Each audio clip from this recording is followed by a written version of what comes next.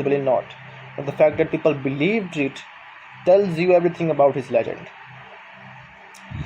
The Victorian era also gave us cricket's most celebrated rivalry. In 1877, Australia played England in what is considered the first ever Test match. In Melbourne, Australia won, England were not pleased. But it was 1882 that lit the fuse for history. Australia beat England on English soil for the first time.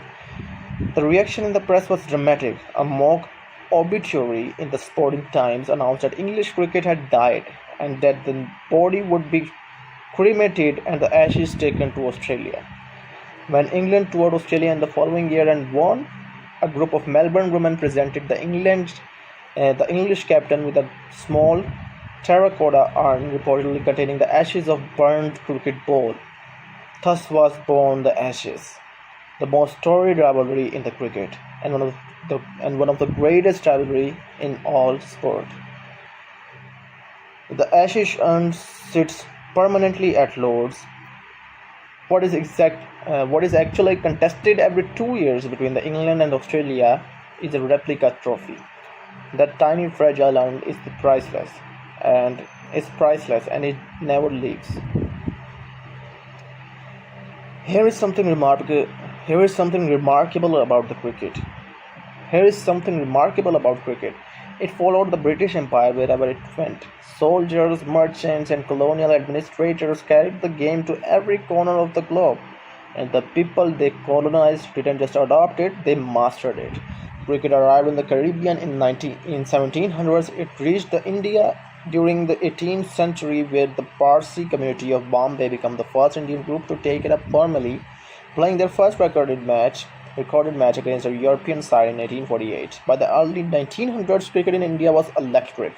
The Bombay quadrangular, later rectangular tournament brought teams together, organized religious lines, Hindus, Muslims, Parsis, Europeans, and the rest. These matches drew enormous crowds and the fierce passion. Cricket's relationship with the empire was complicated and powerful. For many colonized people, beating the English at their own game was not just a sport, it was a statement, it was a dignity, it was defiance. No stories capture this pattern than West Indies. Caribbean nations had been playing Test cricket since 1928. For decades, their team were captained by white players, even as the finest cricketers on the field were black. In 1960s, Frank Worrell became the first black man to captain West Indies on full tour. It was a watershed moment, not just for cricket but for the entire Caribbean. And what a team followed. Clive Lloyd's West Indies sides of the 1970s and 80s became arguably the most dominant cricket force has ever seen. A devastating combination of blistering fast bowling and explosive batting that ruled the world for 15 years. Sir Garfield Sobers, Viv Richards, Michael Holding, Malcolm Marshall, Curtly Ambrose, these were not merely great cricketers, they were icons of the Caribbean culture, and their cricket was an expression of freedom, pride, and joy. By the 1960s, Test cricket, the 5-day format, was the only form of the game that truly mattered, but attendances were falling. The game was seen by some as too slow, too long, or too inaccessible. In 1963, England introduced a knockout competition, the Gillette Cup, featuring matches limited to 65 overs per side. The crowds loved it. Limited overs cricket was born. In 1975, the first Cricket World Cup was held in England, formerly called the Prudential World Cup. 8 teams, 60 overs per side, played in glorious English summer sunshine. West Indies beat Australia in the final at Lord's, with Clive Lloyd scoring magnificent century. It was a global spectacle, and it changed cricket forever. Then came the revolution nobody expected. In 1977, Australia media magnate Gary Packer was refused television broadcast rights to the cricket by Australian Cricket Board. His response was extraordinary.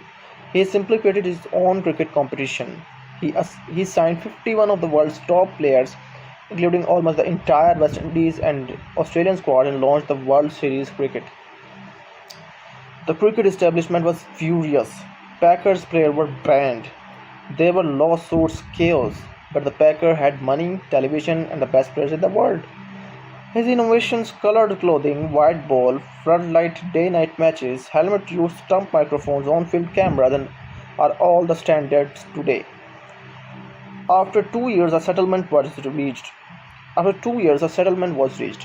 The establishment adopted his ideas. Gary Packer had modernized cricket almost single-handedly. June 20th, the subcontinental rise. June 25th, 1983, Lord's Cricket Ground. India 500 to 1 outsiders face the mighty West Indies in the World Cup final. India wins by 43 runs. It is impossible to overstate what this moment meant. India's victory triggered a seismic shift in the cricket world. Kapil Dev, India's captain and greatest all-rounder, became a national hero overnight. Millions of children across the subcontinent picked up a bat, sponsorships poured in, television deals exploded. Over the following decades, India, Pakistan and Sri Lanka would not merely join the cricket world, they would come to dominate it. India, with its billion-plus population and explosive television market, would become cricket's financial superpower. And then in 1989, a 16-year-old boy from Mumbai walks in to bat for India in Karachi, Sachin Ramesh Tendulkar. He would go on to play 200 test matches, score 100 national centuries, and become the most beloved cricketer in his country, perhaps the world, has ever produced. When Tendulkar retired in 2013,